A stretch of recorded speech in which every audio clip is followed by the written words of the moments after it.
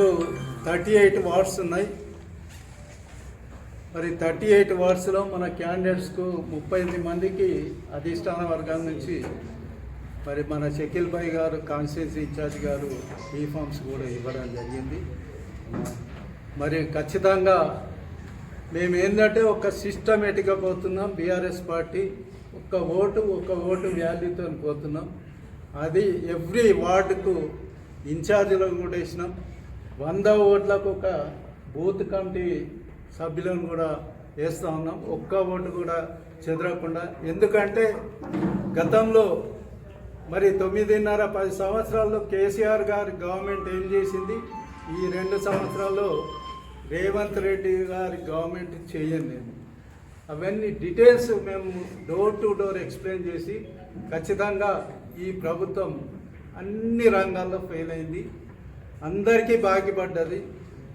ఏదైతే మరి రేవంత్ రెడ్డి గారు ఎన్నికల్లో హామీ ఇచ్చిండో 6 గ్యారంటీలు 420 హామీలు, దాంట్లో ఒక్కటి నెరవేర్చలే. ఒక్కటి నెరవేర్చిండు, ఉచిత బస్సు మహిళలకు. ఉచిత బస్సు అన్నాడు, మహిళలకు పురుషుల దగ్గర డబ్బులు వసూలు చేస్తూ ఉన్నాడు.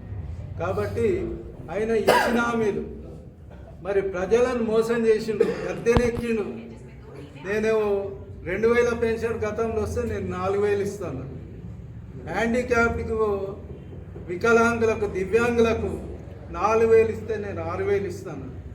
రైతు బంధు, రైతు భరోసా మరి కేసీఆర్ గారు 10,000 ఇస్తే నేను 15,000 ఇస్తాను. అట్లాగే మహిళలకు స్కూటీలు కానీ, మహిళలకు మరి నెలకు 2500 నెలకు ఇవ్వడం కానీ, ఇటువంటి ఎన్నో హామీలు ఇచ్చిండు.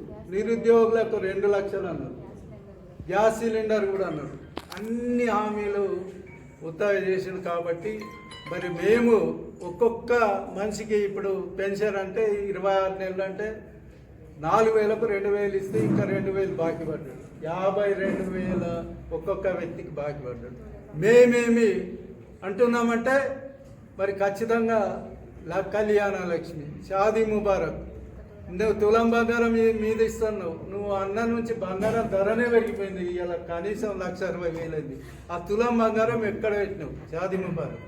ముస్లిమ్స్కి అయితే మతాలు లేవు, అందరు కలిసి ఖచ్చితంగా బీఆర్ఎస్ క్యాండిడేట్స్ ఎక్కడెక్కడ ఉన్నారో ఆ వార్డులో పెద్ద మెజార్టీతో గెలిపించాలని